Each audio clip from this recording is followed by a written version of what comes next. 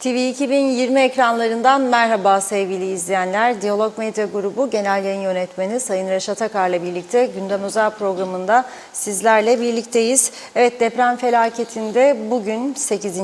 gün, can kaybı 30 binleri aştı. Hafta sonu biz de depremde hayatını kaybeden vatandaşlarımızı, çocuklarımızı son yolculuğuna uğurladık. Acımız büyük. Kıbrıs Türk halkı bu süreçte büyük acılar yaşadı. Yaşamaya da devam ediyor.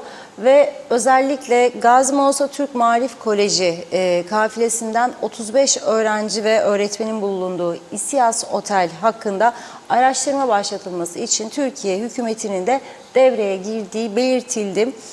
Bu arada Kıbrıs Türk Mimar Mühendisler Odalar Birliği de kendi çabalarıyla Adıyaman'a giderek testler için gereken numunelerin alındığını belirttiler. Türkiye Büyükelçisi Metin Feyzioğlu da adli sürecin başladığını söyledi. Detaylarıyla bu konuyu konuşacağız. Evet, İSİAS Otel enkazını yerinde gören, bölgede konuşulanları takip eden Gazeteciler Birliği, Gazeteciler Federasyonu Başkanı Sayın Yılmaz Karaca bugün canlı yayınımıza telefonla bağlanacak, izlenimlerini aktaracak. Tabii es geçmemek lazım. İSİAS Otel'de enkaz kaldırma çalışmalarına en büyük katkıyı Kuzey Kıbrıs'tan giden 71 kişilik sivil savunma ekibi yaptı. Adeta bir kahramanlık destanı yazdılar. Konuşacağız. Bu arada Türkiye'deki deprem felaketine yönelik yardımlar da aralıksız devam ediyor. Bu amaçla oluşturulan Kıbrıs Türk Dayanışma Platformu da depremzedelere 1000 adet konteyner ev yapılması için harekete geçti. Ayrıca Türkiye'deki yakınlarını adaya getirmek isteyenler için de ilk adımı İskele Belediyesi attı ve ücretsiz sağlık hizmeti verileceğini açıkladı. Bu ve benzeri haberleri de konuşacağız diyerek hemen başlamak istiyoruz. Reşat Bey, merhaba. Merhabalar Funda Hanım. Herkese hayırlı günler, hayırlı haftalar dileyerek başlayalım. Evet, hafta sonu tabii son 7-8 günden beri büyük bir acı içerisindeyiz. Hem Kıbrıs'ta hem Türkiye'de büyük acılar yaşanıyor. Ama tabii Kıbrıs'tan giden bir kafilelerimiz vardı. Buradan giden spor müsabakaları için. Özellikle Adıyaman'daki bir otel ki ona Katil Otel adını veriyorlar. Yargıdan önce böylesi bir ifade kullanılmaz mı bilinmez ama zaten görüntüler ortada. Topraktan yapılmış sanki. Beton kullanılmamış, gerekli müteahhitlik özelliklerini barındırmamış şekilde olduğu ilk tespitlerde ortaya çıkan bir otel. Hemen bölgede başka oteller ayakta dururken bu otelin olduğu gibi enkaz altında yıkılması ve orada ikamet eden herkesin enkaz altında kalması bir büyük faciayı getirdi. 35 tane Kuzey Kıbrıs'tan giden çoğunluğu öğrenci, 35 canımız vardı orada. Yıkılan, sönen aileler var. 3 kişi bir aileden mesela. Ve düşünün siz son 3 gün, 4 gün Gazi Mausa'da, Yeniboğaz içinde, Vadili'de, 4 yolda bu insanlarımızı gözyaşları içerisinde toprağa verdik. Acı büyüktür. Ama bu acılar tabii ki Kıbrıs Türk halkının değil tüm Türk milletinin acısıdır. Türkiye'deki canlar da bizim canımızdır ama böylesi bir yapı altında insanların can vermesi elbette sorgulanmalıdır sonuna kadar ve neticesi de alınmalıdır. Bunun için Kuzey Kıbrıs Türk Cumhuriyeti yetkililerinin üzerine düşeni yapması gerekiyor. Hükümetin bu konuda olumlu bir adım atması sevindiricidir. Takdirle karşılıyoruz. Bir sevindirici olay da Türkiye Cumhuriyeti'nin Lefkoşa Büyükelçisi Sayın Metin Feyzioğlu'nun adli süreç başlamıştır şeklindeki açıklaması. Şimdi bu İSİAS Otel ile ilgili adli sürecin ne şekilde gelişeceğini hep birlikte takip etmemiz lazım. Bunun için burada öneriyorum. Siyasiler bugün konuşuyor bunu ama bir hafta sonra biliyoruz olaylar ilk günkü gibi olmayacak. Haberler azalacak, günlük yaşama geçilecek, hükümet başka işlerle uğraşmaya başlayacak. Ama burada bir meclis komitesinin acilen oluşturulması ve KKTC'den oluşacak tüm partileri barındıracak olan bu meclis komitesinin sonuna kadar bu süreci takip etmesi ve sürekli halka aydınlatmasını istiyoruz. Bunu yapmak zorundadırlar. Öyle demeç içimiz yanıyor, canımız yanıyor, bilmem ne falan filan, bu çözüm değildir. Cenaze törenlerine katıldı siyasilerimiz. Orada gördük, duygulu anlar yaşandı. Her günde hemen hemen içimiz yanıyor, canımız yanıyor, yanınızdayız, bilmem neyiz, dayanışma, bunu da görüyoruz ama bu yeterli değildir. Bunu bilelim. Yani oldu bitti maşallah olamaz bu defa. Bu olay sonuna kadar soruşturulmalıdır, takibi de yapılmalıdır. Evet, Türkiye'den de olumlu haber geldi, adli süreç başlatılmıştır ama yapılmalıdır. Bir araştırmada bugün aldık bir haber, Türkiye Turist Rehberleri Odaları Birliği TUREP, Adıyaman'daki İSİAS Oteli ile ilgili suç duyurusunda bulunmuş ve KKTC'nin açacağı davaya da müdahil olarak başvurma kararı almış. Açacağı diyor. Adli süreç başlamış. Demek ki daha yani bir süreç alacak bu. O yüzden söylüyorum. Yapılan açıklamada diyor, Adıyaman İSİAS Oteli'den Türk Mühendis ve Mimar Odaları Birliği'nin Adıyaman temsilciliği tarafından tanıklar nezdinde yapı örnekleri alınmış ve otel hakkında suç duyurusunda bulunmuştur. Aynı biçimde hareket eden KKTC'nin açacağı davaya da müdahil olarak başvurma kararı aldık diyor. Türkiye Turist Rehberleri Odaları Birliği. Çünkü orada rehberler varmış. Otelde konaklayan rehberler varmış o dönemde. İSİAS Otel'de deprem ve bölgelerinde yaşamını yitiren tüm vatandaşlarımıza Allah'tan rahmet diliyoruz diyor. Adıyaman'daki bu olayda 39 kişilik Gazi Mausa Türk Maarif Koleji kafilesinin yanı sıra 43 kişilik TUREP kafilesi de bulunmaktaydı. Gazi Mausa Türk Maarif Koleji'nden 35 kişinin tamamı hayatını kaybetti. TUREP kafilesinden de 30 kişi hayatını kaybetti. Yani 13 kurtulan var onlardan da. Şimdi o yüzden söylüyorum, takibinin yapılması lazım. Bir vatandaşımız paylaştı, ben gördüm. Enteresan bir paylaşım dikkatimi çekti bugün. Koral Bozkurt'un. Diyor ki, İSİAS Otel başımıza yıkıldı. Doğu Akdeniz Üniversitesi Rektörü duyarsız kaldı diyor.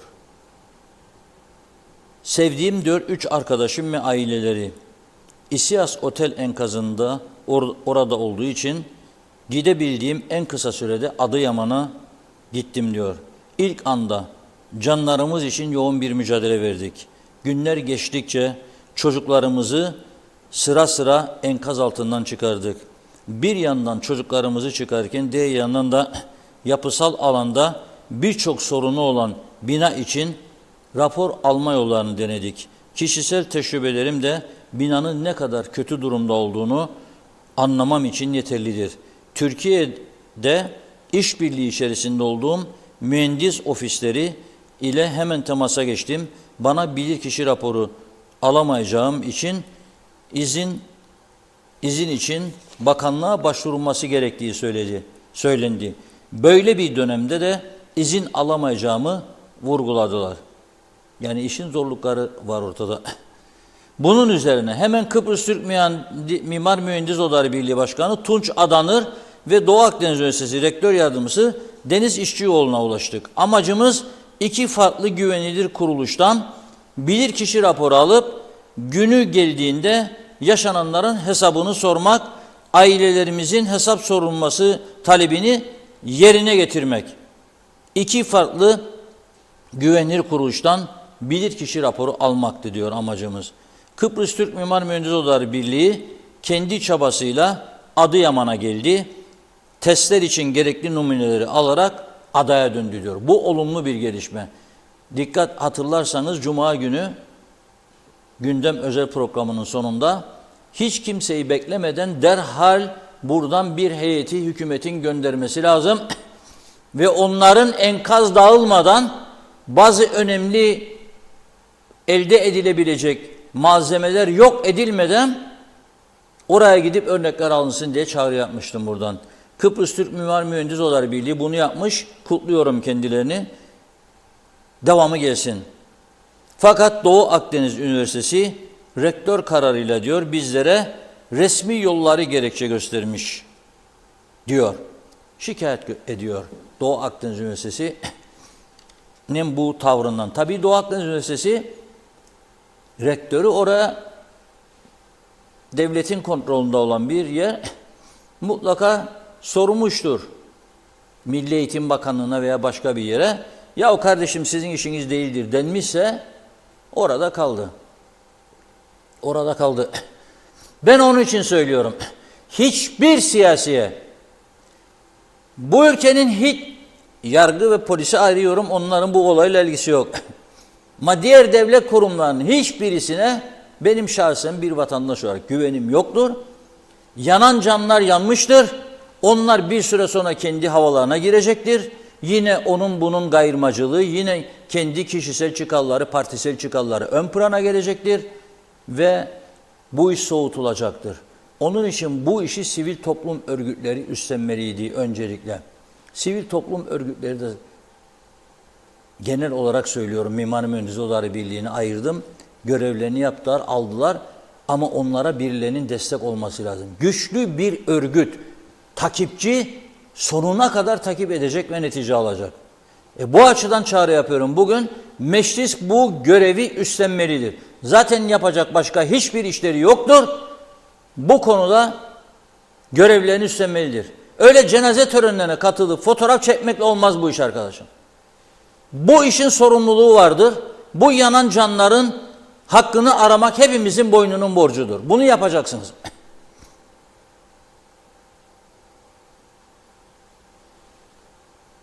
O İhlas Otel'le ilgili çok bilgi aradık. Bakınız, cumartesi günü bu ülkeden Adana'daki bir inşaatla ilgili bir müteahhit tutuklandı. Gözaltına alındı, daha doğrusu Türkiye'ye gönderdiler. Oldukça yüklü miktarda 1 milyon dolara yakın dolar, 1 milyon euroya yakın euro, 500 kusur bin de Türk lirasıyla arkadaş buraya kaçmış. İhbar üzerine buldular, gönderdiler kendisini uçağa koyup 2 polisin eşliğinde cumartesi gecesi gönderildi Türkiye'ye. Ve orada bildiğim kadarıyla tutuklandı. Çünkü orada da 55 ile 65 arası can kaybı vardır. O yaptığı rezidans dediği inşaatta 55 ile 65 arası can kaybı vardır. Türkiye'nin deprem kuşağında olduğunu herkes biliyor. Ve uzmanların en geç 2027'ye kadar büyük deprem felaketleri yaşanacağına dair açıklamaları oradadır. Arşivlerde duruyor. İsteyen karıştırır, bütün medyada bulabilir. İstanbul'da dahil 2027'ye kadar, 2023'teyiz. Ve eğer buna rağmen bu kontrolsüz binalar faaliyetteyse, insanlara satılıyor, paraları alınıyorsa veya turistik olarak açılıyorsa, kurdele kesilip ve insanların mezarı oluyorsa buralar, bunun takipçisi olmalıdır. Bu Türkiye'nin işi. Hayır. Burada ölen çocuklarımız vardır, gençlerimiz vardır, ailelerimiz vardır. Aynı zamanda bizim sorumluluğumuzdur. Şimdi az sonra arkadaşlarımız şu anda arıyor. Bu olay yaşandıktan sonra enkaz kaldırma çalışmaları devam ederken Adıyaman'a bizzat giden Türkiye Gazeteciler Federasyonu Başkanı ile bağlantı kuracağız. Sayın Yılmaz Karaca, Adana'dan da Gazeteciler Cemiyeti Başkanı olarak gördüğünüz gibi İhlas Otel'in önündedir. Bu fotoğraf cumartesi günü çekilmiştir. Ben görünce oraya gittiklerini aradım, konuştum Yılmaz Başkan'la ve Adana Gazeteciler Cemiyeti Başkanı, diğer bölge Gazeteciler Cemiyeti Başkanlarıyla birlikte gittiler, incelediler. Birinci ağızdan, bir de gazeteci gözüyle ne gördüler? Nasıl bir manzara vardı? Onların ağzından ve bir de bu İhlas Otel'le ilgili bugüne kadar açıklanmayanlar var. Yani Adana'dakini, Antep'teki müteahhidin adını, soyadını, her şeyini verdiğiniz cebindeki paraya kadar. Bu İhlas Otel'de nedir sır perdesi de hiç isim bahsetmiyor birisi. Enteresan bir durum değil mi? Bizim yetkilileri de sormuyor. Kimdi ya bu otelin sahibi diye sormuyorlar. Yani nereden korkuyorlar? Neyi korkuyorlar? Yahu canlar gitti. 100.000 insan var yaralı betonların altında neredeyse. Binlerce can kaybı vardır. Neyin korkusu bu saatten sonra ya? Hazır mıyız? Evet, Sayın Karaca hattımızda. Merhaba, hoş geldiniz yayınımıza. Merhaba efendim. Sayın Başkan iyi günler. İyi günler başkanım, iyi günler. Evet, şimdi cumartesi günü gittiniz değil mi Adıyaman'a? Evet. Ben sizinle o gün de konuştum. Ayrıca da büyük bir, yani bu tarzınızdan dolayı, hareketinizden dolayı büyük bir memnuniyet duyduğumu belirteyim. Çünkü siz Kıbrıs'a çok önem veren birisisiniz. Biliyorum, bizimle de sıkı ilişkileriniz var. Daima Kıbrıs deyince yürek çarpıyor. Karşılıklı dayanışma var, sevgi var, saygı var. Heyecan duyup gittiniz oraya. Bu Kıbrıslı kafilenin kaldığı otel. O otel önündeki izlenimlerinizi ben almak istiyorum. Bizim izleyicilerimizle birlikte. Bunu değerlendirelim lütfen. Evet, teşekkür ediyorum. Öncelikle tüm Kıbrıslı yurttaşlarımıza başsağlığı diliyorum. Biz Türkiye Gazeteciler Federasyonu ekibi olarak bu ülkemizdeki deprem nedeniyle Adana'dan başladığımız programımızı Adıyaman'a kadar devam ettirdik. Ama özellikle de sizinle de defalarca görüştük. Özellikle de Adıyaman'daki Kıbrıslı kardeşlerimizin, öğrencilerin göçük altında kaldığı oteli çok merak ediyordum. Daha önce esasında ben o otelin hemen yanında başka bir otelde defalarca kaldım.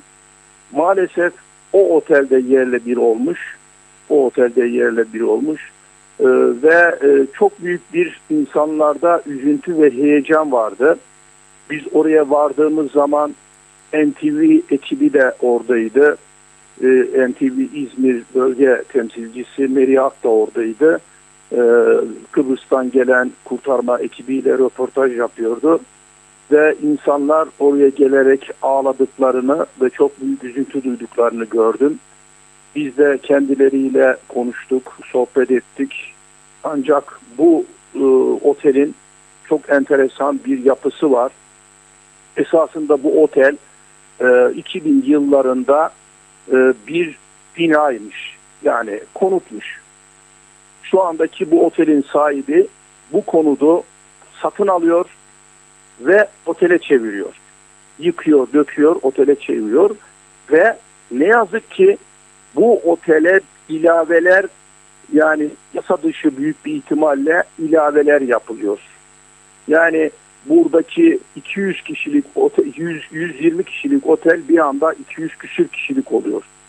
Bu yani gerçekten biz tüm Türkiye'deki bu depremzedelerle ilgili bu otel, bu olayları yapan kişilerin kimler olduğu bugüne kadar hep gizleniyordu.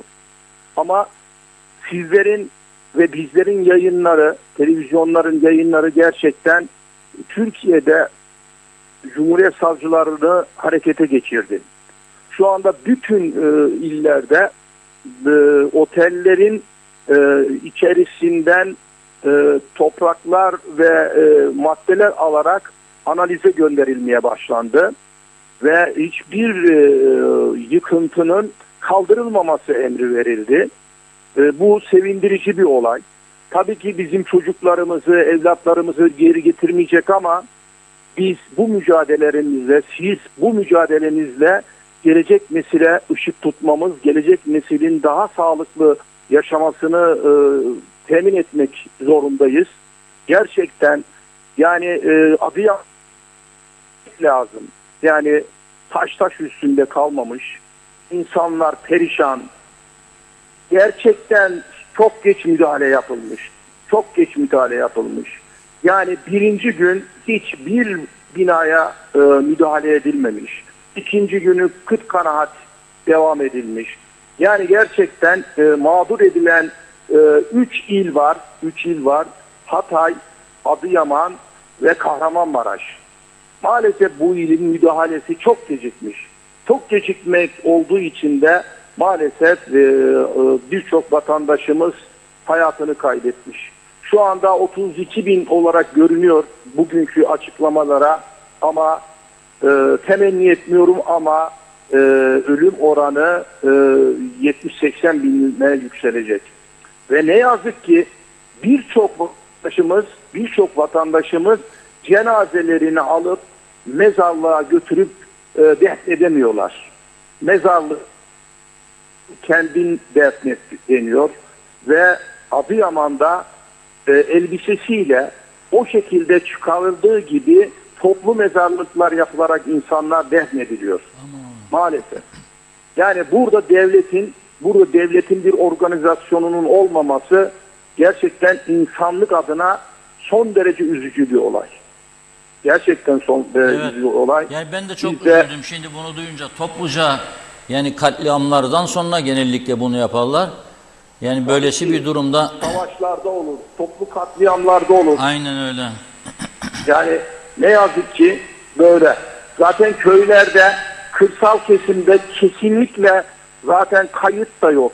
Herkes alıyor bulabildiği kadarıyla. Şimdi binlerce şu anda sahipsiz ceset var.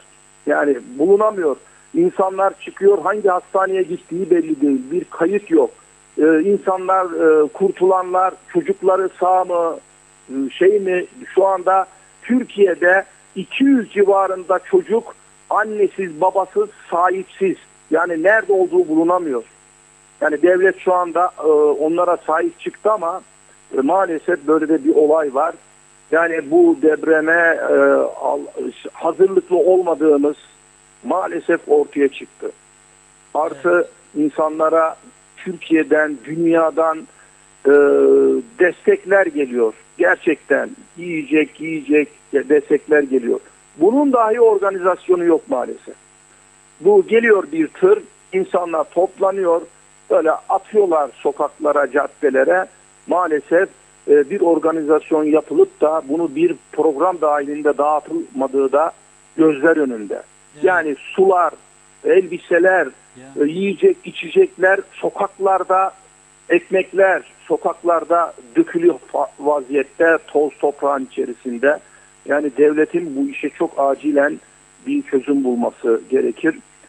Benim edindiğim bilgilere göre Kıbrıslı kardeşlerimizle ilgili Türk Cumhuriyet savcılarımız özel bir soruşturma başlattı ve bu otelin sahipleri ve daha önceki müteahhitleriyle ilgili bir arama emri çıkarıldığını öğrendik. Bunu da bizler de sizlerin adına buradan takip ediyoruz. Evet. Artı şu anda Sayın Başkan, televizyon... Sayın Başkan, bu otelin sahipleri hakkında hiçbir bilgi yok. Sanki bilgi karartması varmış gibi. Hiçbir yerde isimleri açık ve net bir şekilde çıkmıyor. Halbuki diğerlerinin isim veriliyor. Gaziantep'teki, Adana'daki polis zoruyla arabaya bindirirken kafası yere basılıyor, vuruluyor. Öyle götürülüyor. İsimler açık. Bu otelle ilgili sanki bir sır. Bu sadece bu otelle ilgili değil. Adıyaman'da böyle bir olay var. Adıyaman'daki diğer otellerde de aynı. Yani bunlar sistemlerinde tüm olayları karartmışlar. Ama şu anda devletin, savcıların bu kişileri tespit ettiği açık ve net. Şu anda ve tahmin ediyorum bunlardan yurt dışına kaçanlar bile olduğu tahmin ediliyor. Şu anda güvenlik güçleri bu kişileri arıyor. Ben çok yakın süre içerisinde, nerede olurlarsa olsunlar, yakın bir süre içerisinde bunların yakalanacağını ümit ediyorum.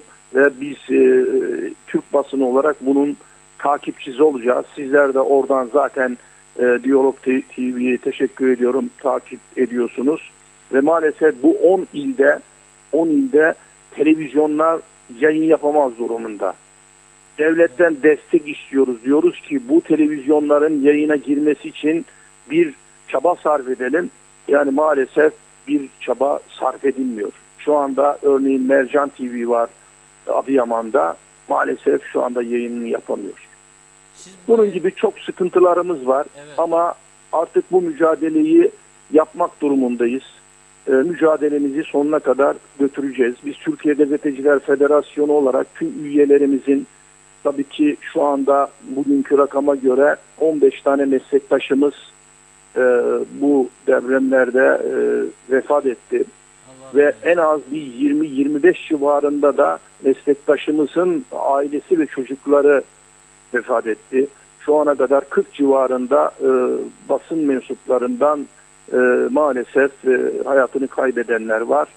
Şu anda 10-12 civarında da yer altında henüz daha çıkarılmamış arkadaşlarımız var. Yani bu tabii ki tüm meslek dallarında arkadaşlar vefat eden çok, ama maalesef bizim mesleğimizde de böyle bir olay var. Görev şehitlerimiz var ve zor şartlarda görev yapıyoruz. Gerçekten televizyonlarda izliyorsunuz. Gazeteci arkadaşlarımız dondurucu soğuklarda, ki şu anda akşamları bu bölgelerde eksi 10-12 civarında hava durumu oluyor. Gündüzleri biraz güneş sıcak, ama geceleri maalesef elinin bir kazma tutması bile çok zor bir dönemde. Bizim arkadaşlarımız sırtlarında kamerayla, ellerinde mikrofonla çok büyük mücadeleler veriyor. Onlara da Allah kolaylık versin diyoruz. Yani bu konuyla ilgili Türkiye Gazeteciler Federasyonu olarak biz ne gerekiyorsa arkadaşlarımıza destek veriyoruz, vermeye de devam edeceğiz. Sağ olun. Son bir soru sorayım başkanım size. Bu bölgeleri dolaşıyorsunuz siz. Bu yol kesme olayları var. Çeteler, haraç toplama falan. Bu gerçekten yani yayıldığı gibi doğru mu? Bu yoğun bir şekilde mi bunlar, yoksa münferit Şimdi, olaylar mı? Bu gerçekten birçok ilde bu olay maalesef cereyan ediyor. Şu anda çok enteresan, Hatay'a gittiğim zaman Hatay'da deprem olduktan yarım saat sonra yıkıntıları görenler büyük bir ihtimalle Suriyeliler olduğu iddia ediliyor ve bunlar çarşıda sarrafları dahi talan etmişler. Bütün alışveriş merkezlerinde sağlam kalan buzdolabı, çamaşır makinesini resmen herkesin gözü önünde alıp götürmüşler. En son Osmaniye'deydim. Osmaniye'de artık bütün evlerin önüne, Adıyaman'da evlerin, apartmanların önüne bekçiler dikilmeye başladı ve Osmaniye'de bir evi soyarken bekçilerin yakaladığını gözlerimizle gördük. Aynı zamanda Adıyaman'da aynı olayla karşılaştık. Yani hala da bu hırsızlık çetesi, bu sadece yabancılar değil, bunu Türk vatandaşı da var bunların içinde maalesef. Yani bunlarda vicdan diye bir şey yok. Hala insanlar evlerini bırakmak istemiyor. Neden bırakmak istemiyor? Şu anda evleri soyulacak ve yıkılmayacak durumda olan evler de var. İnsanlar ister istemez sokakta yaşıyor, arabasında yaşıyor ve orayı terk etmek istemiyor. Birçok insan maalesef bu nedenle de mağdur. Şu anda İçişleri Bakanlığı yeni bir kanunla Türkiye'de 5000 civarında bekçiyi şehirlere aktardı ve şu anda biraz tedbir alınmaya başlandı. Bu vesileyle o soygun olayı, o talan olayı maalesef gözlerimizle gördük. Maalesef oldu ve oluyor. Yani bu kadar vicdansızlığın da hele bir Türk vatandaşına yakışmadığı da bizleri son derece üzmekte maalesef. Çok teşekkür ediyoruz Sayın Karaca. Ben teşekkür ediyorum. Çok yararlı oldu bilgiler bizim için. Sağ olun. Çok Birinci ağızdan, birinci elden gerçekleri öğrenmiş olduk. Sağ olun. Ben teşekkür ediyorum Reşat Bey. Kendinize iyi bakın. Siz de sağ olun. Tekrar başsağlığı diliyorum. Kendinize iyi bakın. Çok sağ olun. Çalışmalar Teşekkür diliyorum. ederim. Başarılar diliyorum. Sağ olun başkanım. İyi günler. Evet, Türkiye Gazeteciler Federasyonu Başkanı Sayın Yılmaz Karaca'yı dinledik. Canlı telefon bağlantısıyla Yılmaz Karaca depremin başlamasından itibaren o bölgedeki diğer gazeteci örgütlerinin başkanlarıyla birlikte, arkadaşlarıyla birlikte dolaşan Tabii hem meslektaşların durumunu inceliyorlar hem bölgenin durumunu inceliyorlar. Dolayısıyla bu işi bizzat yerinde gören ve tespit eden kişidir. Bize özellikle Adıyaman'da yaşananları anlattı. Bu Adıyaman'da bu otel apartman olarak önce inşa edilmiş, mühürlenmiş, sonra orası birleştirilmiş, otel haline döndürülmüş, izinli izinsiz bir yığın ekler yapılmış ve bu şekilde çalışır hale getirilmiş. Sonunu gördük. Sanki bir kum yığını gibi. Kıbrıs Türk Mimar Mühendis Odaları Birliği'nin bölgeye giderek enkaz dağılmadan oradaki örnekleri alması ve incelemeyi başlatması son derece önemlidir. O yüzden tekrar üzerine basa basa söylüyorum ki Kuzey Kıbrıs Türk Cumhuriyeti Meclisi'nde temsil edilen tüm siyasi partilerin tarihi sorumlulukları vardır. Bir an önce İSİAS Otel Soruşturma Komitesi'ni oluşturacaklar ve bu komite gerekli girişimleri yapacak, toplantıları yapacak. Hem Kıbrıs'ta hem bölgede Türkiye yetkililerinin de işbirliği yaparak sonuna kadar bu işin takipçisi olacak. Bu şarttır. Kısa bir mesaj arası mı istiyorsunuz? Olabilir. Yoksa biraz devam edebilir miyim? Biraz daha devam Biraz edelim. daha devam. Peki. Şimdi dağıtmadan sürdürmek istiyorum. İSİAS Otel denince bu enkaz, can kayıplarımız felaket.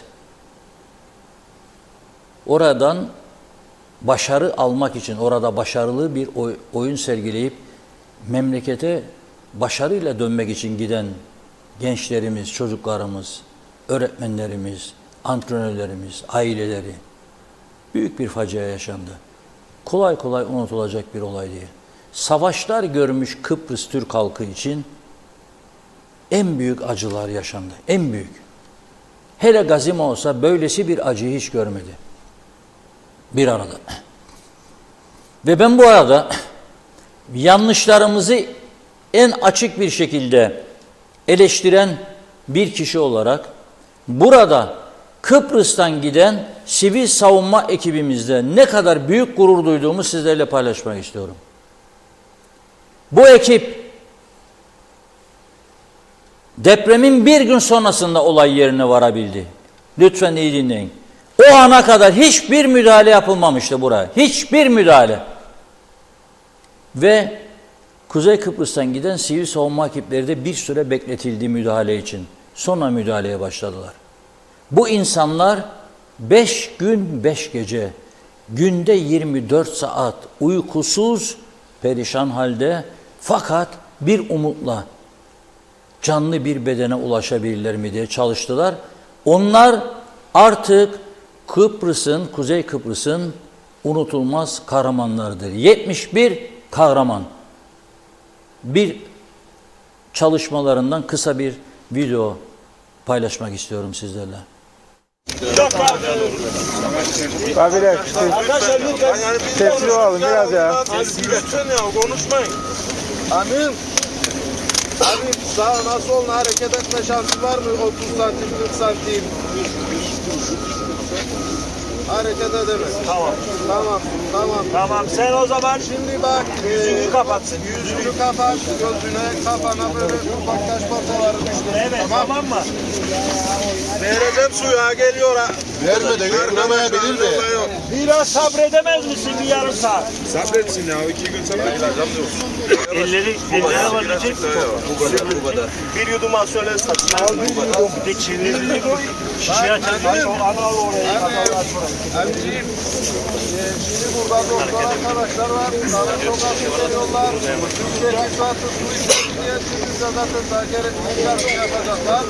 Sıvı takviyesi alacağım. Sadece sen bir dudaklarını ıslat, gırtlağını ıslansın, tamam? Tamam aslanım, tamam. Geliyorum. Al vermedin. 23. Gözekle. Gözle, kafanı gözle. Sanki vardı bir hanım Bekso ismi var bizde ama belki de şimdi kafana gitmiş olabilir. Onu için.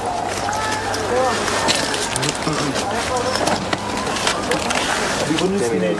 Leyla mı? Lale. Lale, tamam. Yüzünü aç ve hava alsın.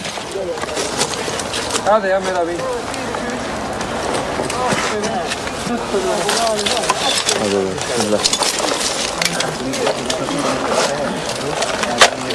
Yavaş yavaş Demir. Yavaş yavaş. Dikkat Erol'cum. Tamam. Tamam fıstığım bitti. Tamam. Ayağına dikkat edin. Yüzünü aç ki şey olmasın. Nefes alsın. Lale hoş geldin. Lale hoş geldin abim. Geçmiş olsun Lale. İyi kişi yardımcısı. Bravo. Gel al Ömer. Al kucaklayın. Hadi Kemal. Hadi.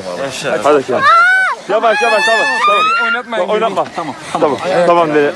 Tamam. Tamam abi. Tamam abi. Lale çok cesursun. Aferin abim sana. Hadi hoş geldin Lale. Yavaş. Dikkatli. Kızın baretini verin ama ha.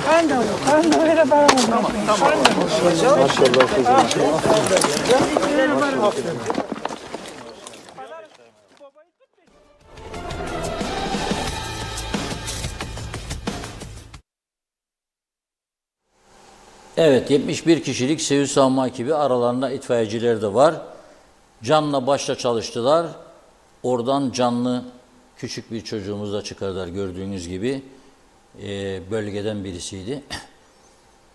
Fakat Kuzey Kıbrıs Türk Cumhuriyeti heyetinden canlı birisini bir kişi çıktı sadece, biliyorsunuz. O da kısa bir süre sonra hayatını kaybetti. Bu 71 kahramanın ben şimdi sizlere isimlerini okuyorum ve herkes olduğu yerde neredeyse onlara bir sağ olun mesajı versin istiyorum. Bir alkış tutsun istiyorum. Ve bu ekip Kıbrıs'a döndüğü zaman da hemen kısa sürede ödüllendirmelerini de bekliyorum. Bunu yapması gerekenler kimlerdir sizler biliyorsunuz, tahmin ediyorsunuz.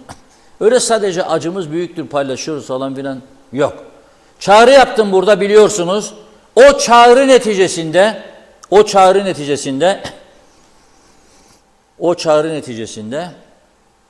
Meclis Başkanı Zorlu Töre önce, sonra 3 hükümet ortağı Başbakan Ünal Üstel, Fikri Ataoğlu Başbakan Yardımcısı, DP Başkanı, Erhan Arıklı YDP Başkanı, Ulaştırma Bakanı, Sağlık Bakanı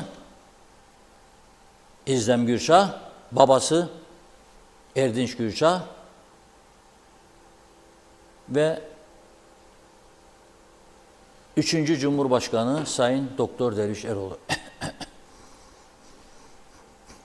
Denebilir ki belki onlar başka türlü yardım yapmıştır. Hayır. Ülkeyi yönetenler sıradan bir vatandaş. Onlar diye o listeye giremez onlar. Onlar ülkeyi yönetenlerdir. En örnek olması gereken kişilerdir. Şu anda en üstten dahi duymadım. Bir maaştır alt tarafı talebimiz.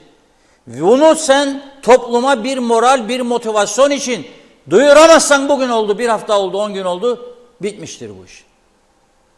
Bu kadar fedakarca yardımlar, toplumdan girişimler, herkes seferber oldu. Fakat üst düzey, bu kadar soğuk bir hareket görmedim, duymadım hayatımda. Bir maaş bağışlamaktan çekiniyorlar, korkuyorlar insanlar hayatını kaybettiği bir dönemde. Ve daha şimdi konuşacağız bugün. Esas buradan oraya giden yardımlar değildir şimdi mesele. Şimdi burada ortaya çıkacak olan ihtiyaçları konuşmaya başlamamız lazım. Bugün, yarın bile geç olacak. Var mı bir hareket? Yoktur. Önce isimleri okuyayım. Nurullah Coşan, Cemal Betmezoğlu, Gökhan Keleş, Aslan Korkmaz, Barış Çavlan, Hüseyin Soybir, Mustafa Beyaz, Meter Mevsimler, Halil Yıldız, Salih Avcı, Kemaloğulları, Kemal Akıllıoğlu, Kadir Yigen, Emir Ali Ilgaz, Erkan Serdar, İsmail Yıldız, Hakan Şanlı, Halil Alkanlı, Eser Tekbıyık, Savaş Güneş, Osman Demirli, Ahmet As, Ahmet Orşan, Çınar Öneren, Hüseyin Karakuş, Fikret Yiyen, İsmail Türkkal, Elif Öztürk, Cepriye Kuşçu, Hasan Yücel, Mustafa Duyar, Kemal Hacı Musa, Nevvar Özalp, Erol Yeşilgün, Yüksel Altan, Oray Biçici, Salahibe Gazioğlu, Mustafa Özmenek, Ahmet Yıldız, Ahmet Kanlı,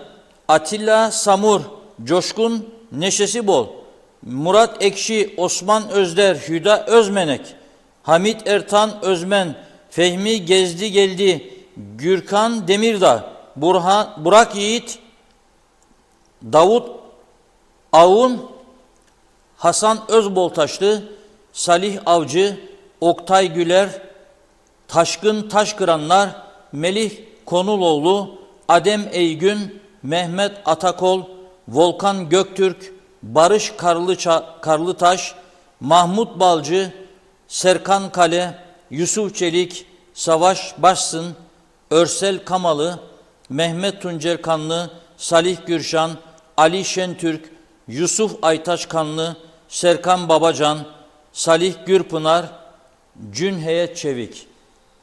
Bunlar Adıyaman'da depremin 2. günü oraya vasıl oldular. O gün bugün Adıyaman'da canla başla çalışan ekibimizdir. Bir de bilinmeyen kahramanlar daha var. Bu ülkede çok sayıda müteahhit var. Bu ülkede çok sayıda varlıklı insan var. Bu ülkede çok sayıda iş aracı olan var. Bu ülkede çok büyük zenginlikler içinde olanlar var. Ezici bir çoğunluğu sessiz bir kenarda. Sorsanız çok üzüldük, içimiz yanıyor diyecek. Doğru. Daha ne yapabiliriz? Ne yapabiliriz? Hiç tahmin edilmeyecek şekilde birisi çıktı, bir müteahhit. Kıbrıs'ta sel felaketi yaşandığında Dikmen'de ve Lapta'da gene o kişi ortaya çıkmıştı ilk planda. Hüseyin Tüfekçi. Herkese hakkını vereceksin kardeşim. Dürüst olana, doğru olana, çalışana hakkını vereceksin. Efendim devletten ihale alır da şudur budur. Aldığı ihaleleri ne kadar başarıyla götürdüğünü de görüyoruz. Yol yapımlarında falan. Yanlışı da varsa cezasını da versinler. Ama bu olay olduğunda bütün şirketlerin araçlarını, kendisinin arkadaşlarının birlik oldular. Bir heyet çıktı buradan. Gemiyi doldurdular. Araçlarıyla kamyonlar, tırlar, otobüsler çıktılar gittiler. O gün bugün oradadırlar. Onların çektiği sıkıntıyı, yaşadıklarını acaba bilen biri var mı diye çok merak ediyorum. Bana diyeceksiniz ki sen nereden biliyorsun? Biliyorum çünkü hareket edecekleri gün beni aradılar. Böyle böyle bir düşüncemiz var. Bize tavsiyeniz var mı dediler. Ben de dedim ki Allah yardımcınız olsun. Çünkü bilmediğiniz bölgelere gidiyorsunuz. Yolu sokağını bilmiyorsunuz. Orada bir yıl sorunlarla karşılaşacaksınız. İzin çıkardı çıkmazdı. Sen iyi niyetle gidiyorsun, yardım yapacaksın ama beklenmedik şeyler çıkabilir. Dikkatli olun. Görevinizi yapın, sağ selim dönün gelin. Bana dediler ki izniniz varsa sizi de WhatsApp grubuna koyalım. Koyun gelin. Bütün yazışmalarını görüyorum. Yolda yan kesici haramilerle karşılaştıklarındaki duygularını okuyorum, paylaşıyorlar birbirlerine. Neler yaptıklarını da görüyorum. Ne kadar zor koşullarda oralarda olduklarını görüyorum, okuyorum. Ve ben burada ülke yönettiğini iddia edenlerin önemli bir kısmının da sadece mesajda acımız büyük, kahramanlık nutukları. Yok kardeşim, kabul edemem bunu. Bu kabul edilemez. Bu insanlara da buradan kocaman bir alkış diyorum. Çünkü bizde gerçekten canı gönülden her şeyini ortaya koyarak bu tür hareketlerde bulunan insan sayısı azdır. Ben yapacağımı yaptım, evde 3 tane kazak vardı, götürdüm verdim, bitmedi senin görevin. Ne yapayım? Battaniyeyi götürdüm verdim, yok bitmedi görevin. Ben örgütler şu paketleme yapar, giderim kontrol ederim ve moral veririm. Hayır kardeşim. Olağanüstü hal ilan edin dedim ilk günden, siz burada. Meclis olağanüstü hal ilan etsin. Yok ki insanları sıkı yönetime koyarsınız. Hayır. Kampanyalar için olağanüstü karar alınız dedim. Ve bir merkezden yönetin dedim. Şimdi bakıyorum dağınıklık içerisinde. Nasıl çıkacaksınız bu işin içinden sorarım şimdi size. Nasıl çıkacaksınız? Onun için bir alkışla sivil savunma ve itfaiye kahramanları gibi bu adını çoğumuzun duymadığı, şu anda ne yaptıklarını bilmediğiniz ama bir liderliğini yapan Hüseyin Tüfekçi'nin adını verdim ve ekibinin tümünün oradaki kahramanlara da bir alkış istiyorum. Gerçekten takdir edilecek bir hareket sergiliyorlar. Yoksa buradaki işlerine devam, ihaleleri yürütme devam, maliyeden parayı çekme devam. Bütün araçlarını götürdüler oraya. Bütün adamlarını, personellerini alıp gittiler. Günlerdir orada bir kuruş para almadan cepten harcıyorlar. Devamlı yakıt paraları, yeme, ihtiyaçları neyse. Helal olsun diyeceğim. Evet Funda Hanım. Hızlıca teşekkür ederek mesajlara başlayalım o zaman. İlk burada Nevzat Bey'in mesajı var, aktarayım hemen. Canımız yandı demiş. Acımaktan daha kötü olan şey büyük harflerle sahte olandır diyor. Bu söz unutulmasın. Ayrıca sivil savunma için harcanan her kuruş helaldir dedi. Evet, Necmi Karakılıç, bu çocukların anasına Gazi Mausa TMK öğrencileri için melekler takımı kapalı spor salonu yapılmalıdır. Evet, Hasan İrtem, cenazelerin çelenginin çalındığı doğru mu diye soruyor. Zeren Turalı, eski tüm ve yeni konutlar yeniden kontrolden geçirilmeli. Hala da depremler devam etmekte. Acil, kesin, nihai tedbir, kontrol şarttır. Yoksa ondan sonra milli yas, birlik, beraberlikmiş, giden yitirilen canları geri getirmiyor. Celal Harun, Şifa Harun'un mesajını aktarıyor bize. Yaz yaz yazmakla bitmez, gözyaşlarımızı dökmekle, acımızı anlatmakla bitmez, yükümüz yol gitmekle bitmez, üzüntümüz, gözyaşımız sel olup akıp bitmez ama her şey biter, unutulur. Ama bu dertler, bu depremi dünya bile yüzyıllarca unutamaz. Rabbim cümlemizi korusun inşallah. Allah rahmet eylesin. Nur içinde yatsınlar. Ayhan Altıntaş, ben İstanbul'da yaşıyorum, acınız acımızdır demiş. Biz Türkiye olarak yastayız. Herkes gün gelecek, hesap verecek, sıra bize gelmeden önce. Mehmet İnancı, hayırlı yayınlar değerli dostlarım demiş. Alpay Erişken, bu şahıs nasıl girdi adaya bu kadar parayla? Tomarla, parayla girdi ve kimsenin haberi yok, yazıklar olsun. Mehmet Şenler, Allah yardımcınız olsun demiş. Celal Harun, Ayşe Zeki Gürboyoğlu, acımız çok büyük, yüreğimiz parçalandı. Türkiye, yüreğimiz seninle, yaşanan artçı sarsıntılar devam ediyor depremin ardından. Hepimize geçmiş olsun demiş. Anavatan Türkiye'de çok sayıda can kaybı ve yaralı bilgisi ulaşmakta.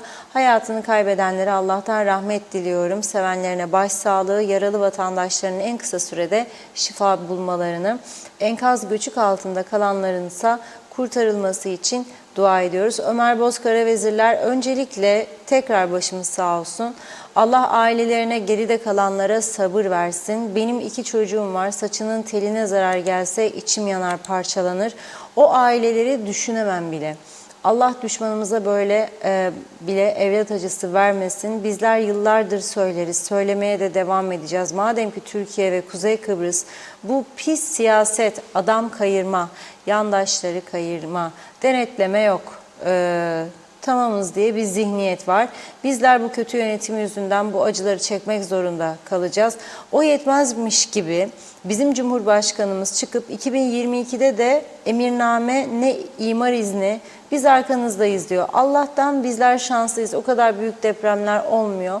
Olmayacak diye de bir durum söz konusu değil. Bunların hepsini Allah'a havale ediyorum demiş. Evet, Ömer Bozkara vezirler yine başbakan da açıklama yapar. Bağış için ne size ne AFAD'a yaparım diyor. Adam gibi adam Haluk Levent'e yaparım bağışımı. Turgay Gezen, insanlarımız herhangi bir nedenden dolayı Türkiye'ye ziyarette bulunurken artık çok dikkatli olmak zorundalar.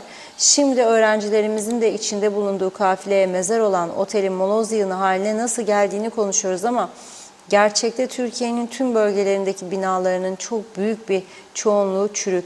Tabiri caizse kağıttan kumdan birer kaledir. Açık konuşmak gerekirse Türkiye'nin hiçbir bölgesi yapı inşaatı konusunda güvenli değil. Dolayısıyla çok dikkatli olmalıyız. Mehmet Uluçay'la hayırlı yayınlar. Bülent Lider Mehmet Küçük her dönem için zor zamanlarda da üstün ve güçlü insanlar yaratmaktadır. Ülke olarak, toplum olarak, halk olarak birlik beraberlik olma zamanı küçükten büyüğe herkes büyük taşların altına elimizi koymamız gereklidir ve diyor en önemlisi bazı yetkisiz yetkililerden bundan böyle büyük hesaplar sorulmasının da tam zamandır. Güldane Sayar, öncelikle depremde hayatını kaybeden kardeşlerimize çok üzgünüm, Allah rahmet eylesin, çok büyük acı. İSİAS Otel'le ilgili de Google'da bilgiler var demiş, otelin sahipleriyle ilgili bilgiler mevcut. Evet, Mehmet Uluçay ile otelle ilgili gerekli araştırma yapılacağı açıklandı ama olan çocuklarımıza ve öğretmenlere oldu. Allah ailelerine sabır versin, mekanları cennet olsun hepsinin. Ayşe Güner Mertcan, ümit ederim açılacak olan dava lehimize neticelenir. Londra'dan Güner Bey'in mesajı. Serin Niyazi, Allah razı olsun, diğer kardeşlerimizin mekanı cennet olsun demiş. Ulus Barani, Reşat Bey senden Allah razı olsun, depremzedelere yardım çağrısı yapmasaydın idare eden kör yiyicileri yardım etmeyi düşünmeyeceklerdi. Sağ ol, var ol demiş. Mehmet İnancı, vekillerden kaçı depremzedelere yapan oldu mu diye soruyor. Zeren Turalı, bu kahramanlar yardımseverlere bravo, helal olsun, gönüllerimizde taht kurdunuz dedi. Elçin Eli Hederov, selamun aleyküm demiş. Arif Mustafa Cüce, milletimizin başı sağ olsun diyor. Oytun Andaş, iyi çalışmalar. Mehmet Ali Özdemir, aynı ekiple Adıyaman'da görev yapan Güvenlik Kuvvetleri Komutanlığı personeli de var demiş. Ellerine, emeklerine sağlık. Oytun Andaş, Allah'tan yakınlarına, ölenlerin yakınlarına sabır, yaralılara şifa diliyor. Bakıyorum. Ve demiş ki 500 yıllık milli mücadele sonucu ilan edilen Federe Kuzey Kıbrıs Türk Cumhuriyeti 47. yıl dönümü vatana millete hayırlı uğurlu olmasını diliyorum. Mehmet Ali Özdemir, esas bugünden sonra ne yapmalıyız? Acının gerçek yüzünü gösteren resimlerden sadece bir tanesi, yıkıldık, kahrolduk, büyük acılar yaşıyoruz. Ama artık geçmiş yaşananlardan ders almamışız ki hala yaşıyoruz. Peki ülkemiz için bu anlamda ders çıkarmak babında şu andan itibaren ne tedbirler alacağız? Neler planlanıyor? Unutmayalım diyor. Kuzey Kıbrıs fay hattı üzerinde derhal önlemler alınmalı demiş. Özellikle mantar misali çok hızlı şekilde yapılan binalar silsilesinde, örneğin diyor İskele'de yapılan binalar, kuzey sahil bölgelerine yapılan binalar, verilen imar inşaat projeleri, projelere göre yapılan inşaatların kontrolü, 51 Taksim 95 Belediyeler Yasası değişikliği yapılarak imar yetkisi ve benzeri yetkiler belediyelere verildi. Acaba bu anlamda belediyelerde bir altyapı çalışması yapılıyor mu? Ya da bu görevi üstlenen görevlilerin bu konuda bilgi ve tecrübeleri nedir? İçişleri Bakanlığı, Şehir Planlama Mimar Mühendisler Odası, diğer ilgili kurumlar ne kadar belediyeleri bilgilendiriyorlar? Yoksa biz yetkiyi verdik, gerisi size mi kalmış diyorlar. 3 olarak bu zamana kadar yapılmış ya da devam etmekte olan inşaatlara müdahale yetkileri var mı vesaire vesaire devam eder. İlk aklıma gelenler sivil savunma ve asker üzerinde sorumlu bulunduracağız. Elbette öncelik, sorumluluk bu kurumlarımızda. Ancak neden biz de AFAD anlamında yaşananları göz önüne getirip geliştirip kurumları güncelleyeceğiz diyor. Bakıyorum mesaj o kadar uzun ki özetleyeceğim kısaca. Mazeretimiz olmasın demiş. Daha az mazeret, daha çok tedbir, çözüm odaklı olunsun. Tekrar tüm milletimizin başı sağ olsun, sabırlar diliyorum dedi. Bir mesaj daha okuyup ara verelim. İlkay Gökçebel'de 71 kahramanımıza Allah razı olsun, sağ olsun, var olsunlar. Kemal Osman Ceyhanlı'da zor şartlarda görevi üstlenen herkese sonsuz teşekkürler demiş. Çok zor bir süreç, kara kabus gibi. Herkese tekrardan geçmiş olsun, yaslı ailelerimize de sabır diliyorum diyor. Evet, devam edeceğiz. Reşat Bey buyurun. Evet, ben tabii güvenlik kuvvetlerinden gönderilen askerlerimize de tabii ki aynı alkışı, aynı desteği istiyorum. Fakat bu konuda kaç askerimiz görevlendirildi, kaç kişi gitti, elimizde somut bir bilgi yok. Sivil savunma listesini aldığım için okudum. Elbette seve seve onları da buradan okumaya hazırım. Onlara da birer alkış hepimizin görevi. Alkış değil hatta. Ben bu insanların adaya döndükleri zaman özel bir şekilde taltif edilmelerini istiyorum. Hiçbir şey maddiyatla ölçülmez. Hele bu dönemde. Ama onların özel bir şekilde taltif edilmelerini istiyorum, bekliyorum. Çünkü haklarıdır. Çünkü haklarıdır. Seçimde gel bana partime oy ver de örtülüden ben sana vereyim. Dursun.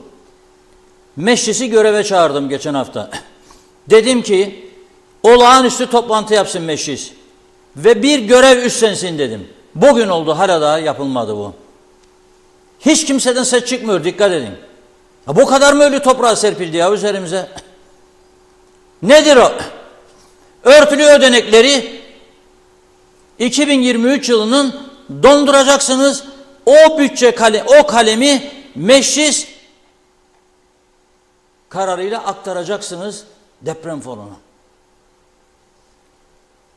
Siyasi partilere diyeceksiniz ki 2 yıl yoktur, 2023 bütçesinde ayrılan payı aktarıyorum buraya. Resmi hizmet araçlarını polis, sivil savunma, itfaiye ve çok acil gerekli yerler hariç durduruyorum. Bu araçların bütün yakıt masraflarını aktarıyorum deprem fonuna. Yapabilir misiniz bunu? Çok basit bir şey söylüyorum. Çok kolay yapılabilecek bir şey. Ama yok, böyle bir hareket yok. Yok. Mesela şimdi muhalefetin niyeti olsa, işin içine siyasi partiler girerse, yok ya biz avuç mu açalım başkasına falan diyecekler.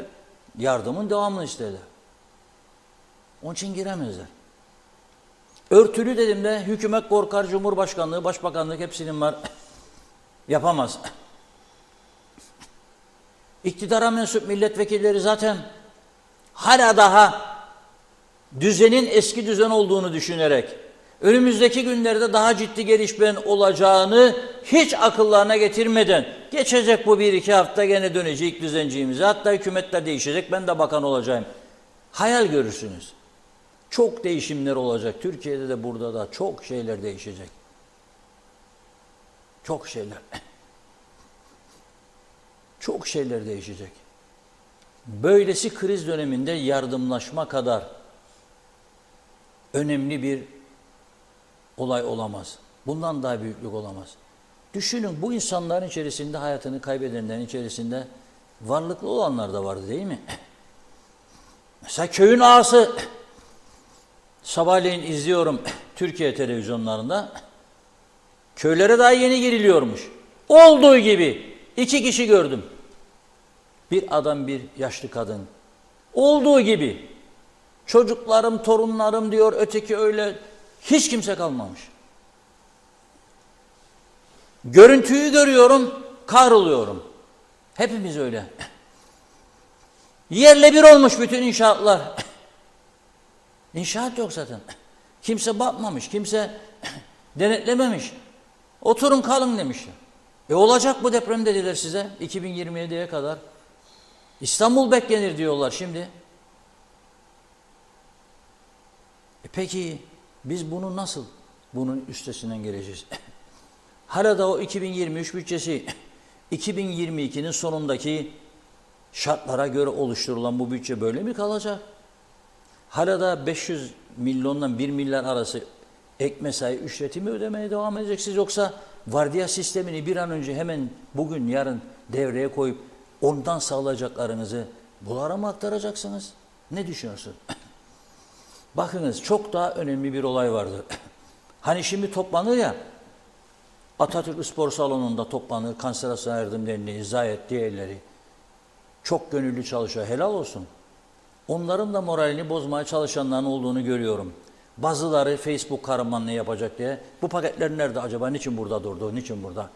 Başka işiniz yok mu ya siz? Gidin tedavi olun be. Bu hayatta insanlar ölürken neyle uğraşırsınız? Bu insanlar topluyor. Bugün baktım gene çağrılar geliyor. Başbakanlık fonuna yatırın diyorlar. AFAD diyorlar. Türkiye'ye gidecek diyorlar. Türkiye'ye gitsin zaten seve seve. Türkiye'de çok büyük yardım kampanyaları düzenleniyor. Biraz sonra okuyamadım, gelen bir mail var. Ona bakacağım. Fakat şimdi hazırlanalım buraya. Bugün sabahleyin bir telefonla uyandım ben. Beni telefonla arayan şahıs daha önce de yardım isteyen bir kişiydi. Kozan köyünde Hatay'dan gelmiş ailesiyle, kimisi vatandaş olmuş, kimisi olmamış, yıllar önce gelmişti. Yani son 15 yılda diyeyim veya 20 yılda. Ne diyor biliyor musunuz? Ki bu çok var böyle. Her gün duyacaksınız. Ben de duyacağım, siz de. Vallahi diyor 11 kişilik ailem vardı. Hepsini getirdim Kıbrıs'a diyor. Gemiye koydum. Allah'a şükür kurtuldular. Allah'a şükürler olsun dedim. 91 yaşındaki babamı da getirdim diyor. Dedim nerede barın diyorsun? Dedi şimdilik eve dedi tıktım dedi onlara ama olmaz dedi. Usta çağırdım dedi. Hemen dedi acil dedi bir prefabrik ev yapmaya çalışıyorum onlara. Ama eşya nereden bulacağım dedi. Para yok dedi.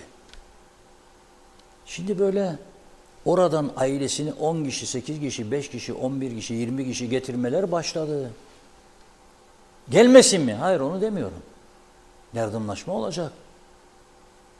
Da bu insanların buraya geldikten sonra 91 yaşlarının sağlık sorunu, ihtiyaçları, barınma sorunu, gıdası, ilaçları nasıl çıkacak bunun içinden? İşte o olağanüstü oluşturulacak olan fon bu amaçlara yönlendirilecek ve bu işin biraz üstesinden gelinecek. Bakıyorum bazı kahramanlar diyor ki bütün turistik tesisleri kapatın verin. Para gelmeyince o tesisleri işleten adamlar nasıl ödeyecek? 15.000 civarında çalışan var turistik tesislerde. Nasıl ödenecekler? Onların sigortayı, yatırımları yatırmayınca sosyal sigorta nasıl ödeyecek emekli maaşlarını? Yahu atmasyon çok oluyor da biraz insaflı olalım. Doğru şeyler. Veyahut da kafa karıştırmayalım. Ama imkan var. Geçen hafta dedim ki akaryakıta 1 lira. Hiçbir kimse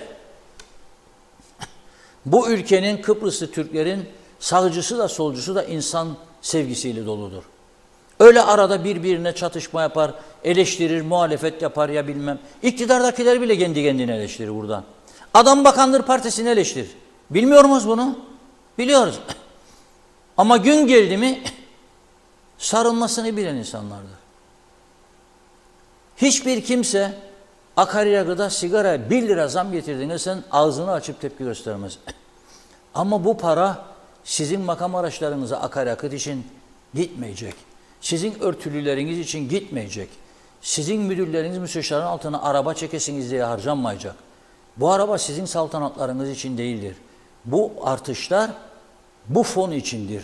Ve bu fonun içerisinde önemli sivil toplum örgütlerinin liderleri de olacak. Yok sadece devletin atadığı 3-5 memur ki onlar devleti yönetenlerin kontrol altındadır. Yap Hasan dediklerinde yapar, dur Hasan dediklerinde durur. Öyle olmaz bu iş. Ama ne yaptılar geçen hafta? Gerçekten şoklarımı yaşadım ben o gün. Akaryakıtta indirim dedi. Ve insanlar battı ve devlet gitmiştir. Bugün korkunç bir bütçe açıkları vardır. Orada da burada da. Büyük sıkıntılar var. İnsanlar yemek bulamıyor, su içemiyor, su. Tuvalet ihtiyaçlarını gideremiyorlar. Da sen akaryakıta indirim yaptın diye bunu kamuoyuna açıklan ve beklen seni alkışlayın ben. Bu ülke yönetimidir. Budur ülkeyi yönetenlerin yetenekleri. Ve bunlardan biz umut bekleyerek geleceğe umutla bakacağız yani. Birisi lütfen bu işe müdahale etsin diyorum ben artık. Birisi lütfen. Deprem canlarıyla uğraşırken insan sen akaryakıta indirim yaptın diyorsun bana. Ne gene popülizm? Gene birilerinden. Olmaz be kardeşim. Kimse seni alkışlamaz bu hareketinle. Kimse.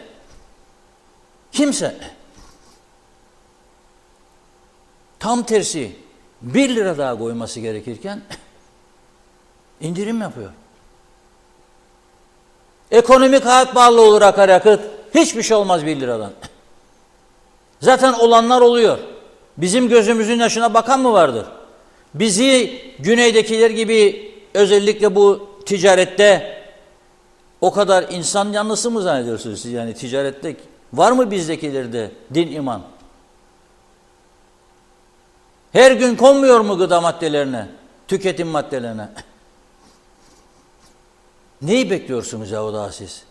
Buradan oraya gene göndereceksiniz, gönderin. Şimdi oradan buraya gelenlere nasıl yardım yapacaksınız? İhtiyaçlar nasıl giderecek? Onu oturun düşünün. Bugün geçtir, yarın daha da geç olacak. Yarın daha da geç olacak. Söylüyorum. Yarın daha da geç olacak. Hastaneleriniz ne kadar hazırdır? Doktorlarınız ne kadar hazırdır? Bitirin bir an önce Güzelyurt Hastanesi'ni.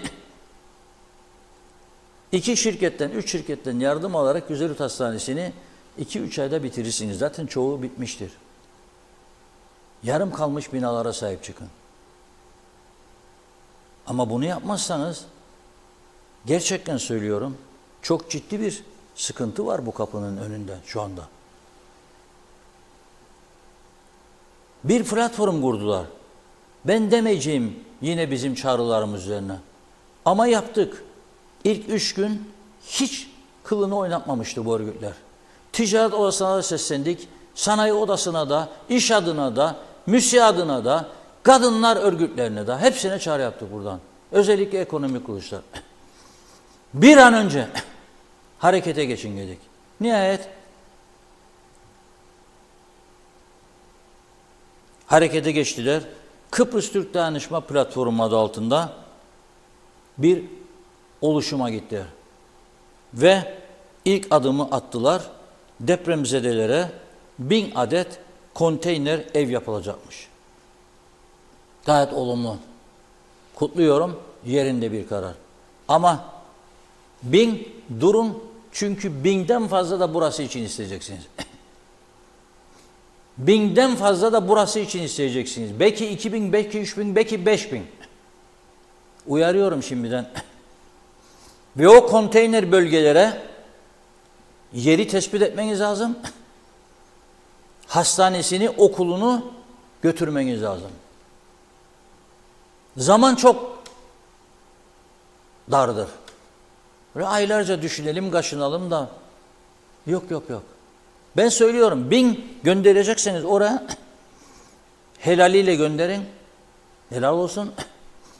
Ama o kadar çok akım var buraya. Bir tane örnek verdim. Ben bugün bir 14-15 kişiden benzeri bilgiler aldım yani alıyorum. Yardım isteyenler var, arıyorlar. Annemi getirdim diyor. Babam geliyor diyor. Teyzemgil geliyor diyor. Abimgiller geliyor diyor. Nereye gidecek? Nerede kalacak?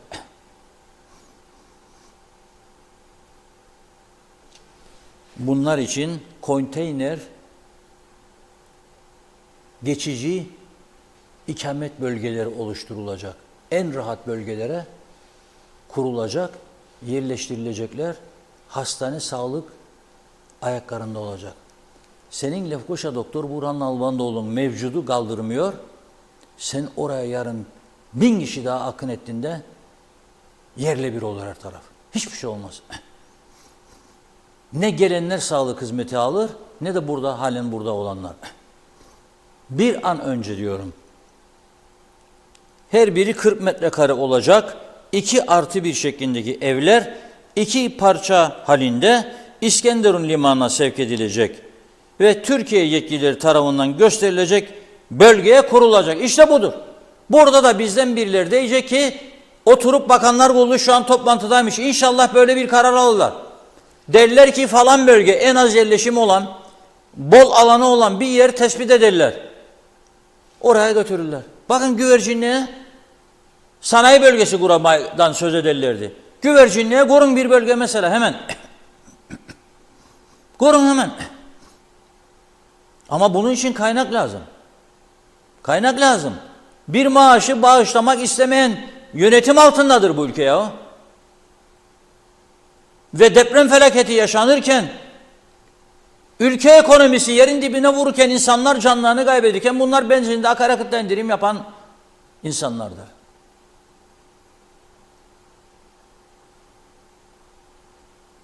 Yağcılık dönemini bırakalım artık. Herkes dostumuzdur, arkadaşımızdır. Merhaba merhabadır. Ama yağcılık zamanı değil. Doğru tespitler yapıp bir an önce adım atılmalıdır. Ve muhalefet partileri de bu yükü sadece iktidarın sırtında bırakmamalıdır. Harekete geçmelidir. Çağrı yapıyorum tekrar meclise, harekete geçmelisiniz. Her geçen gün ortaya çıkan zararın aynı zamanda sorumlususunuz siz de. Yarın bağırma yoktur, hastanelere girilmez. Yarın bağırma yoktur, okullarda öğretmenin yok, sınıf yoktur diye. Alacaksın tedbirini. Alacaksın. Çok ciddi sıkıntılarla yüz yüze kalacak. Online eğitime geçti Türkiye. Bunun Kuzey Kıbrıs yansımaları ne olacağını düşünen var mıdır? Soruyorum, var mıdır? Mali olarak, manevi olarak düşünenler var mıdır? Uçaklar azalmıştır. Normal yolcu uçakları Kıbrıs'a. 8 iptaller vardır. Uçaklar deprem bölgelerine gidip geliyor Türkiye'de, Türk Hava Yolları'na.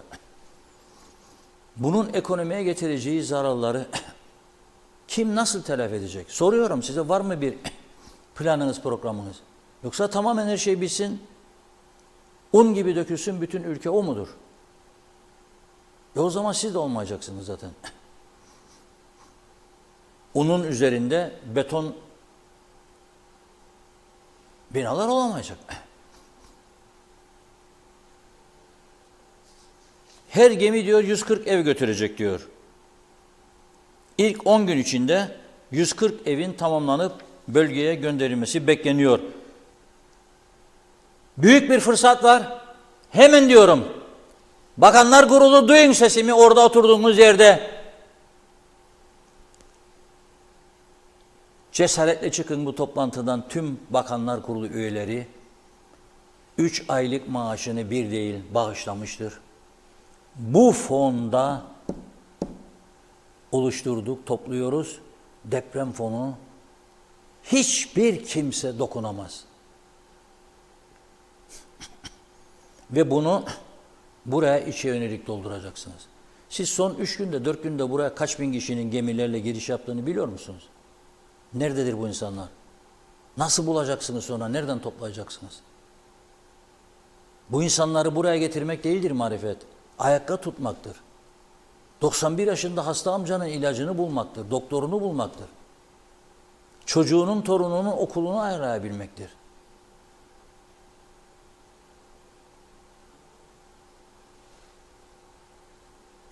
Zaman dardır.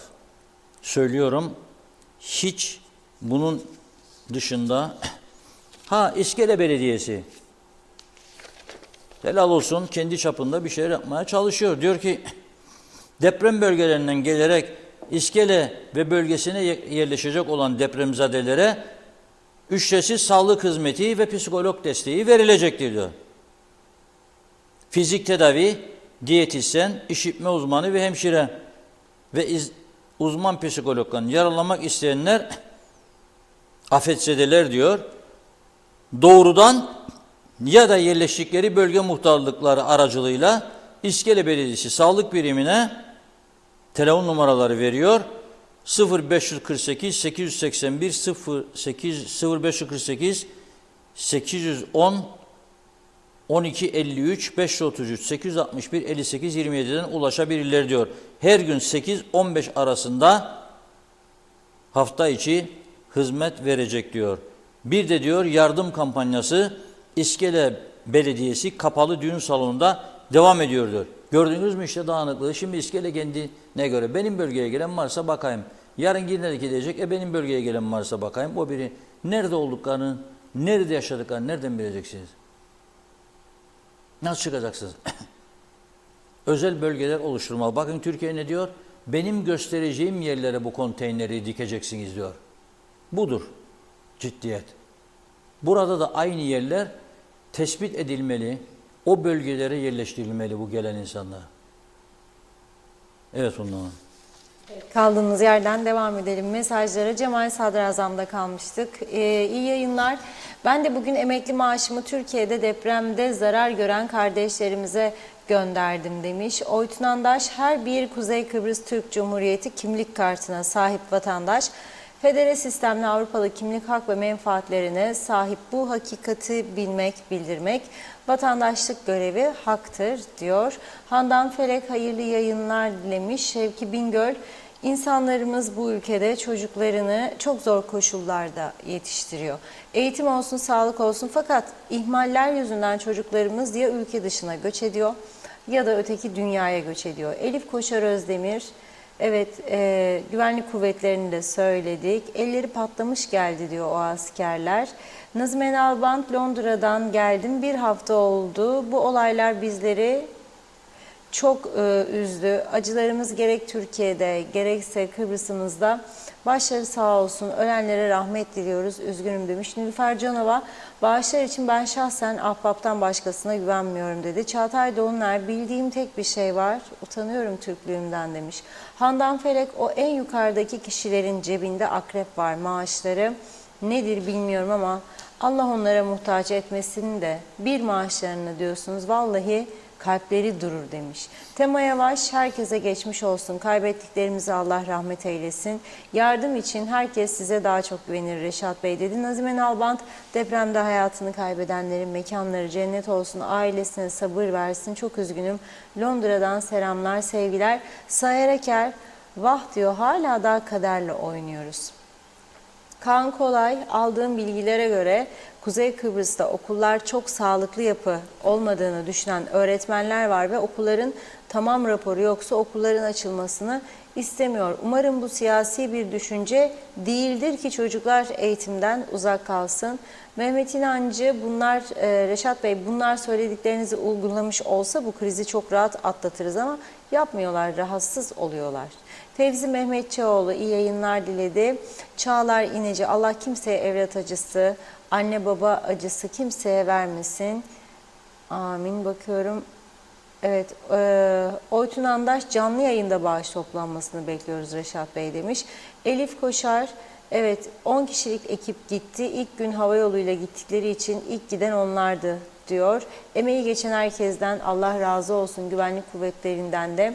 Sebep olan, ihmali olan herkes de cezasını çekmesi temennimiz demiş.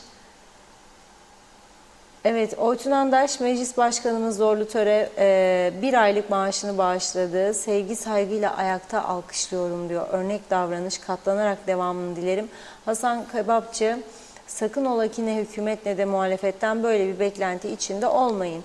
İtibarda tasarruf olur mu hiç? Kara Mercedeslerle gezmeye devam. Türkiye'de ne varsa bizde de olacak. Oluyor da. Evet, Sayar Eker, bunca seneler masallar ve dizilerle avutulduk. Altımızda topraklar salıncak gibi sallanıyor. Bina yaptık, harçları koyduk. Demirleri unuttuk. Kalkınamadık. İnsan acısına da dayanamadık. Üzgünüm demiş. Tülin Naşit, aynı saatte tüm depremzedeler için camilerde Yasin-i Şerif sesi ve dualar duymak istiyoruz. Şampiyon meleklerin, anne ve babalarının, öğretmenlerinin ruhları şad olsun. Nur içinde yatsınlar. Bülent Karakaşlı, Girne'deki binalarda inceleme başlattı Murat Başkan demiş. Cemal Sinekçi, mekanları cennet olsun, sabır diliyorum. İstanbul'da da olacak diyorlar. Ne tedbir aldılar acaba? Allah herkese sabır versin. Şahin Özdil, nereye yardım yollatayım? Allah yardımcın olsun diyor. İçim yanıyor. Akıl ver Reşat Bey demiş. Nilüfer Canova, çok doğru bir konuya değindiniz Reşat Bey. Bu memleketin altyapısı bu gelecek olanları kaldırır mı? Barnabas Panter, Profesör Doktor Celal Şengör, Kıbrıs'ta olası depremle ilgili bilgi verdi. Bizi yönetenler nasıl bir önlem alacak mı? demiş ve tövbe insanlık ölmüş diyor. Sayarak her seçmen seçim günü uyanmazsa hükümet 4 sene yan yatar. Handan Felek çok üzgünüm. Bunlardan umudu kestim. Halk mücadele ediyor, paylaşıyor fakat biz yöneticilerden icraat yok. Bu ülke bitti demiş. Mehmet İnancı olası bir depremle Kıbrıs duman olur. Önlem alınmazsa sağlam binalar yıkılmaz ama hasara uğrar. Zafer Akbaş, sormak lazım bakanlara, müşavirlere, üst düzey kamuya. Maaşlarınız nereden geliyor? Evet, Mehmet Uluçaylı, Kuzey Kıbrıs'ta yaşayan halkın ihtiyacı vardır diyor. Akaryakıtın indirilmesine biz yaşamımızı Rumların buraya gelip alışveriş yapmalarına göre yönlendiremeyiz. Halkın ekonomide ucuzluğa ihtiyacı var demiş. Mehmet İnancı da helal olsun Haluk Levent'e. Depremzedeler için 1 milyar lira toplamış. Bravo. Salih Nulalı, hükümetten bir şey beklersen çok beklersin. Onun için ön ayak olun. Bağış kampanyalarıyla kaynak yatırılarak yardımlar yapılsın demiş. Bizim size güvenimiz sonsuzdur diyor. Sevim Şentürk, burada deprem olsa yerle bir olur. Allah bizi acısın buraya. Bebekler gelmiş diyorlar deprem bölgesinden. Doğru mu, öyle paylaşımlar yapılmış? Ama bana da biraz saçma geldi diyor. Bir sorayım dedim, haberdar mısınız? Mehmet İnancı, Reşat Bey, bunlar söylediklerinizi uygulamış olsa bu krizi çok rahat atlatırız ama yapmıyorlar. Rahatsız oluyorlar. İsmet Medi, Manisa Belediyesi de yardım ediyor dedi. Gaye Kök, bugüne kadar bu ülkede kimin nerede kaç kişi yaşadığını çok bilirlerdi de diyor. Şimdi gelecek depremzedeleri bilsinler. Zeynep Karaali, su faturalarında neler oluyor? Lütfen bu konuda da birileri bizi aydınlatsın demiş. Fatma Gürel, külliyeyi göçmenlere yaşam alanına dönüştürülsün. Mustafa Gürsoy, iyi yayınlar demek istedi herhalde. Cemil Dileker, evet bakıyorum, bu mesajı okumuştuk. Mustafa Gürsoy, daha önceki yapılan bağışlar ne yazık ki Türkiye hükümeti tarafından kullanılması gerektiği şekilde kullanılmadı. O nedenle de diyor ben Ahbap Derneği'ne bağışçı daha uygun gördüm demiş. Bir iki mesaj daha var, okuyup ara verelim. Bir Gül Yaşın Ses Kafalı, acımız büyük dedi. Mehmet Budalı, 3 gün oldu piyasada gaz yok, bu soğuk günlerde nasıl ısınacağız diyor. Dilara Kortu da demiş ki devlet acilen her maaş alandan kesinti yapmalı, sorgusuz sualsiz. Devam edeceğiz. Reşat Bey buyurun. Evet, teşekkür ediyorum. Şimdi Kıbrıs Türk Rehberler Birliği, ki maddi gücü çok güçlü olan, maddi durumu güçlü olan bir örgütümüz değil ama şimdi gönderdim arkadaşlara, bağış makbuzuna göndermişler bana, 50.000 liralık bağış göndermişler. Kutluyorum, tebrik ediyorum, gayet güzel. Ve örnek olmasını diliyorum. Bakın Türkiye'de bir örgütlenme oldu yakın geçmişte. Bu Afet Platformu diye bir örgütlenme yaptılar. Çok sayıda hatırı sayılır ve gerçekten ciddi çalışan, bizzat patron seviyesinde olup büyük şirketlerin içinde olan maddi manevi gönüllü paketlemelerinden gönderilere kadar, bakın bu bana fotoğraf gönderdiler oradan, bölgede gidip eşya dağıtımı düzenli bir şekilde tırlarla ihtiyaç malzemesi dağıtıyorlar. Her şey var içerisinde. Planlı, programlı, hesap verilebilir bir şekilde. Bunu biz de burada başarabilirdik. Hala şansımız var. Umarım örnek alınır. Umarım örnek alınır ve yapılır. Bahçeli Köyü'nden de biraz önce bir fotoğraf geldi. 3 tır su gönderilmiş. Kendi çapında. Ona da helal olsun diyorum. Gördüğünüz gibi KKTC diye bayrakları da koymuş. Yüklemiş, 3 tır suyunu göndermiş. Bu arada Hediyem Su bizim aracılığımızla çağrı yapmıştı. Palet ihtiyacı var diye. Sonra bana mesaj gönderdiler. Allah razı olsun dediler. Palet yağdı bize. Çok tebrik ediyorum. Teşekkür ediyorum. Yerinde hareketler bunlar. Yerinde hareketler. Ben hep onun için söylüyorum. Birileri, özellikle ülke yönetimine talip olanlar çok daha önemli sorumluluk altındadırlar. Onlar önde götürürse vatandaşa güven verirlerse ki bu işte biz de varız. Bakın biz başlattık, biz de varız. Siz de gelin. Bu paralar bu amaçla kullanacak. Kontrollü olacak ve bunun içerisinde sadece devlet değil, önemli özel kuruluşların, ne bileyim kurumların temsilcileri de olacak. Şeffaf bir şekilde harcamalar kamuoyuna açıklanacak. Ha arada gene bazıları Facebook kahramanlar çıkacak, bir şeyler bulup söyleyecek. Ne gerek vardı mesela yastık aldınız da yorgan almadınız. Bu hastalıktır artık. Bunun önüne geçemeyiz yani. Bir şey yapamayız buna. Ama genel olarak halkın ezici çoğunluğunun beklentisi bu yöndedir. Peki burada yakınları olup da dıştan gelenler nerede kalacak? Ben dedim işte az önce istersek özel bölgeler yaratılabilir diye. Şimdi önemli bölgeyi çok iyi bilen bir dostumuz yazdı bana. Dedi ki bir köy önermek istiyorum. Düzce köyü dedi. Düzce köyü tamamen boştur dedi. Bir köy tamamen boştur dedi. Asker var sadece dedi. Orası çok uygun ve büyük bir köydür diyor. Ben de buradan yetkililere bunu akılda olmamış olabilir. Akıllarına alsınlar diye, gündemlerine alsınlar diye aktarıyorum. Şimdi bu tür deprem olaylarında insan dostunu, düşmanını daha iyi tanıyabilir. Efendim düşman yani yardım yaparsa şimdi o düşman değildir mi demek istiyorsun diyenler olacak bana. Olabilir. Ben farklı düşünceliyim. Böylesi kriz dönemlerinde, böylesi felaketlerde birisi bana elini uzatıyorsa ben ona düşman gözüyle bakmam.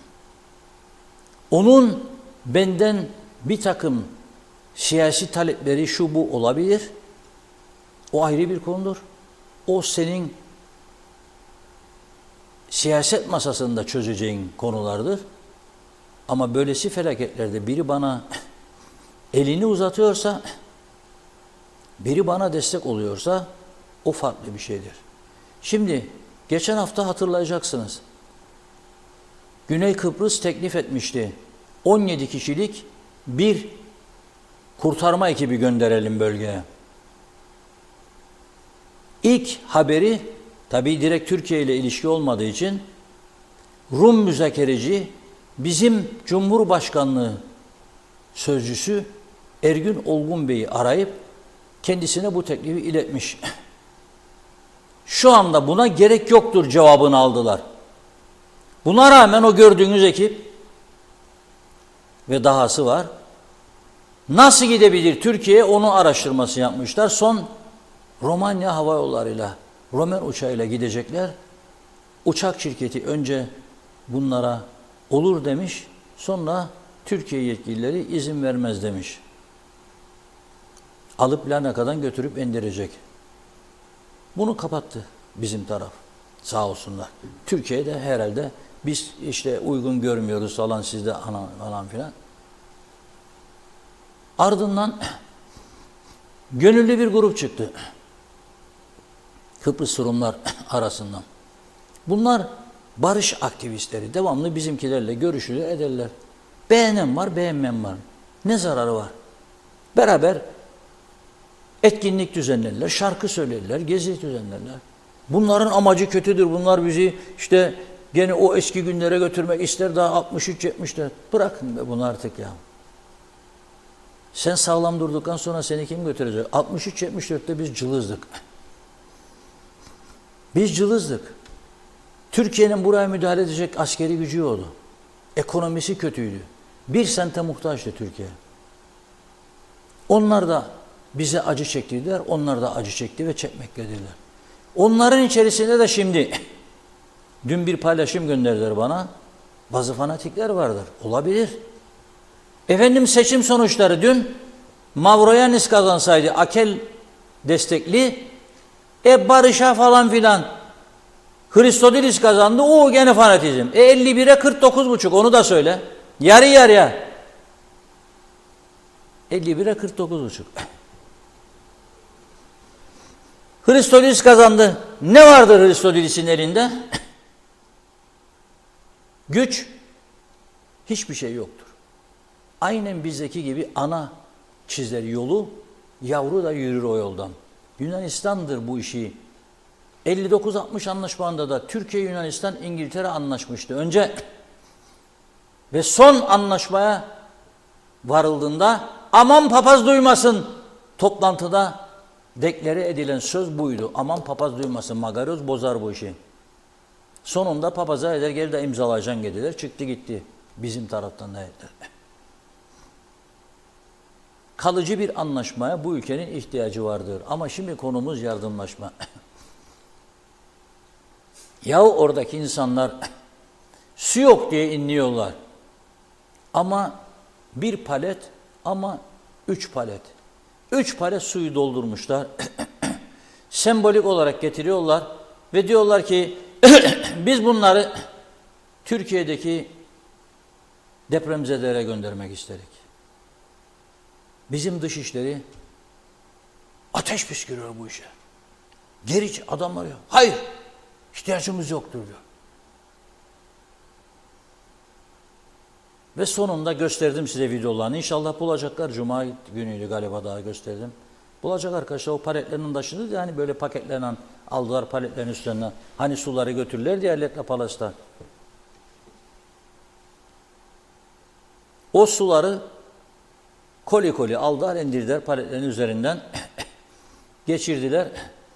Sonra bizim hükümetimiz yaşayın. Bizim hükümetimiz bir karar açıkladı.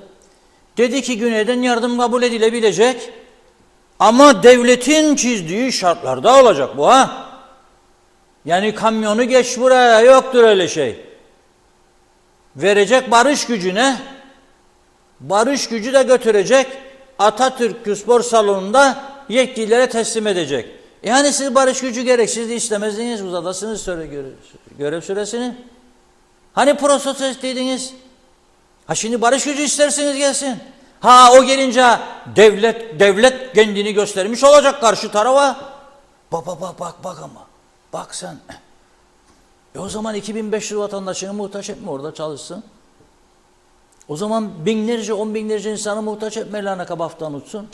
Ki bundan sonra daha çok muhtaç olacağımızı görüyoruz değil mi? O zaman bakanlar kurulu üyeleri kimlik kartlarını, pasaportları teslim etsin. Nasıl bir tutarsız siyasetçi bunlar ya? Bu mudur vatan kurtarma, kahramanlık? Sen halkını çökerdirken bu mudur kahramanlık? Çökmüş bir toplum siyaset masasında hiçbir şey kazanamaz. Unutmayın bunu. Altını çizerek söylüyorum. Ha bir çakıl taşı vermem derdiniz geçmişte. Şimdi neleri vermekle yüzleşeceksiniz bir süre sonra. İsterim o yüzünüzü göreyim ben.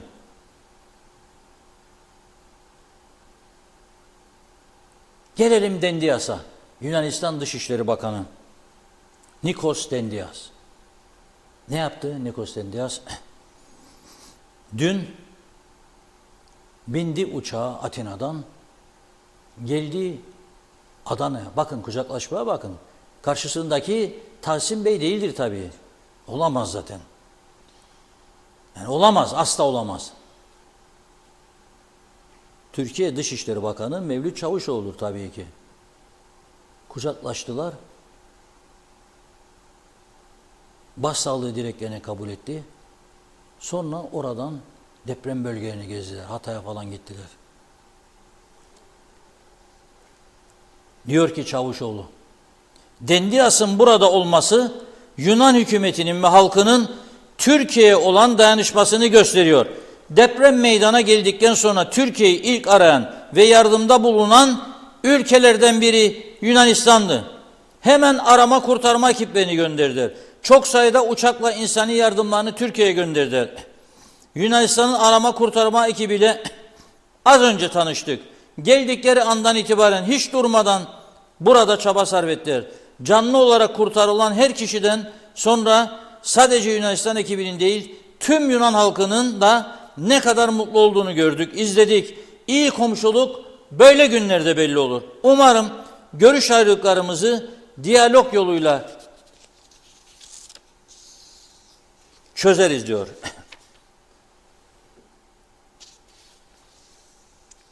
Ben dostum Dendiasa ve Yunan hükümetine ve tüm Yunan halkına bize bu zor günlerde verdikleri destek için şükranlarımı sunuyorum diyor. Dendias da diyor ki,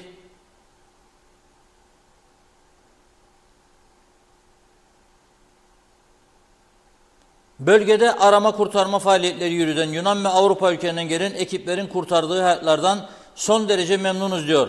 Çavuşoğlu ile biraz önce Avusturya, Hollanda ve İzlanda kurtarma ekibinin çadırını ziyaret etme fırsatı bulduk. Burada aldığımız bilgilere göre toplamda 205 kişinin Yunanistan'dan gelen ekip de dahil olmak üzere tüm bu ekipler tarafından kurtarıldığını öğrendik. 205 kişi kurtarmışlar. Çavuşoğlu'nun zor günlerde birbirimize yardım etmemiz önemli ama ilişkilerimizi geliştirmek için başka bir deprem veya felaketi beklemek zorunda değiliz sözüne diyor. Kendisinin de katıldığını belirterek ilişkilerin düzelmesi için bir depremi daha beklemeye gerek yoktur diyor. Şimdi bunu görünce bekliyorum bakalım. Bundan sonraki KKTC tavırları ne olacak? Eğer buna ters bir tavır olursa zaten herhalde o görevi bırakması lazım bizdekilerin. İnsani yardımlara sırt çevrilmez arkadaş. İnsani yardımlara sırt çevrilmez. Ve bunun vatanperverlikle, milliyetçilikle hiçbir ilgisi yoktur. Hiçbir ilgisi yoktur. Ben burada yıllardır söylüyorum.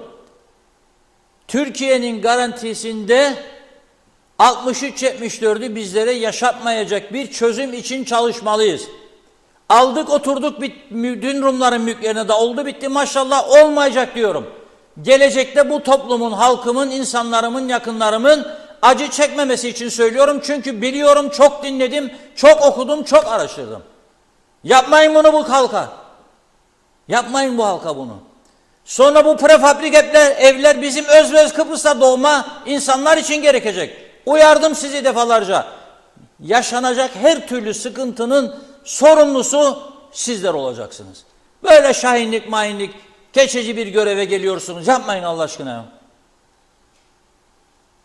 Yeni seçilen Nikos Christodoulidis. Evet, masayı deviren adamdır. Kram Montana'da. Siz ona şimdi bir çağrı yapacaksınız. Diyeceksiniz ki kutluyoruz. Ama bakınız, halkınızın %50'si hemen müzakere diyen 49'un üstü Mavroyanis'e oy verdi. Size de çağrı yapıyoruz. Fanatizm hiçbir şey getirmez. Geliniz güzel ülkemizi bir an önce birleştirelim. Avrupa normlarında bir ülke yaratalım. Herkes huzurlu ve mutlu olsun. Herkes çocuklarının geleceğinden kaygı duymasın. Ne sizler ne bizler. Çağırın bu müzakereyi. Çağırın bunlara gelsinler masaya. Başlayın konuşmaya. Evet, Bunun Hanım.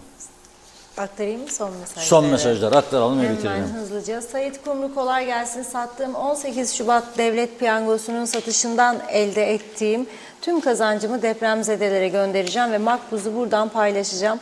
Allah tüm depremzedelerin yardımcısı olsun. Ayhan Altındaş, Türkiye'ye destek veren KKTC teşekkürler. Mehmet Uluçaylı, olağanüstü felakette ülkemize yerleşime gelecekler. Hoş gelmiş, sefa gelmiş. Başımızın üstündeler. Allah onlara, bizlere başka acı göstermesin diyor. Sayar Aker, günaydınlar. Yarın insan olmaya gayret edelim. Hasan Kebapçı, böylesi büyük bir felakette Rum kurtarma ekibinin bir an önce deprem bölgesine gitmelerine kolaylık gösterseler ve tek bir kişi dahi enkazdan sağ kurtarılırsa devletimiz ortadan mı kalkacaktı diyor. Şahin Azarı, ayrım yapmayalım. Herkes hangi şehirde olursa olsun orada yaşar ve milletini kendi ailesi ve vatanı gibi bilir ve sever. Yoksa bütün ülkelerden Türkiye'ye göç etmezlerdi. Orada yaşıyorlar. Çünkü Türkiye'nin kapıları açık. Evet, Türkiye başka ülkelerde yaşıyorlar. Etnik savaş çıkmasın. Her yerde deprem oldu ama etnik bölünme görmedim. Millet birlik olup yaraları enkaz altından kurtarsın. Allah sabır versin. Tüm mazlumların mekanı cennet olsun demiş. Elif Bağbaşı da iyi yayınlar. Afet Platformu yardım kampanya açısından nasıl demek istediniz? Ben de hastayım mı? Evet, ev bulamadım diyor Elif Hanım. Evet, Mustafa Aşık Kofalı, insanlara ışık olan diyalog çalışanları, benim bir akrabamın ailesi göçük altından çıkarıldı. Kendisi burada çalışıyordu, ailesini getirmek istiyor, uygun fiyata kiralık ev arıyor demiş. Handan Felek, Rumlarda insanlık ölmemiş Reşat Bey, helal olsun. Mehmet Bahadır, eğer hükümet bu ay maaşları 3 gün geç ödesin diyor. Görün curcunayı. Hani şimdi neredeler bu yiğitler, sendikalar? Hangi yardım kuruluna bir kuruş yardımları mı var? Salih Mulalı, barış gücüymüş, çekilsin aradan, hiçbir fonksiyonu yok diyor. Evet, bakıyorum Uğuz Çomunoğlu, ben Rum tarafında çalışırken aynı iş yerinde çalıştım. Rum sordu bana, savaş çıkarsa savaşa katılacak mısın? Ben de dedim ki evet, savaş bitince sen de ben de yine böyle çalışacağız dedim. Rum bravo be ulus demiş. Evet, bakıyoruz, onu okuduk. Ali Beyaz da Türkiye'mizin başı sağ olsun, içimiz kan ağlıyor diyor. Bunları gördükten sonra saygılı olmalıyız kesinlikle. Yardım verecek olanlar ne diyor? 74'te bu kadar insanımızı kaybetmedik demiş. Emekli olanları kim öder? Tabii ki Türkiye'miz öder demiş. Allah iyiliğini versin Türkiye'mizin dedim. Evet, zannediyorum tamamladım. Evet, çok çok teşekkür ediyoruz mesajlarınız için, katılımınız için. Buyurun Reşat Bey, son eklemek istediğiniz Evet, ben var de mı? çok teşekkür ediyorum. Bugün programımızı biraz da uzattık. Çünkü önemli bir süreçten geçiyoruz. Yarın daha farklı konularla birlikte olacağız ama bu olağanüstü meclisin olağanüstü toplantısı üzerine ciddiyetle duruyorum ve durmaya da devam edeceğiz. Halkımızın beklentisi de ciddi bir örgütlenmeyle bu sorunlara çare bulma yönündedir. Yardım yaparken yardımsız bırakmamaktır önemli olan. Çaresizlik içine düşürmemektir ülkeyi. Ayakta durabilmemiz lazım. Bunun için de görüş, düşüncelerimizi, önerilerimizi paylaşmaya devam edeceğiz buradan. Yarın inşallah yeniden birlikte olacağız. Evet, çok çok teşekkür ediyoruz değerli yorumlarınız için ve programımızı burada noktalıyoruz sevgili izleyenler. Yeniden görüşünceye dek hoşça kalın.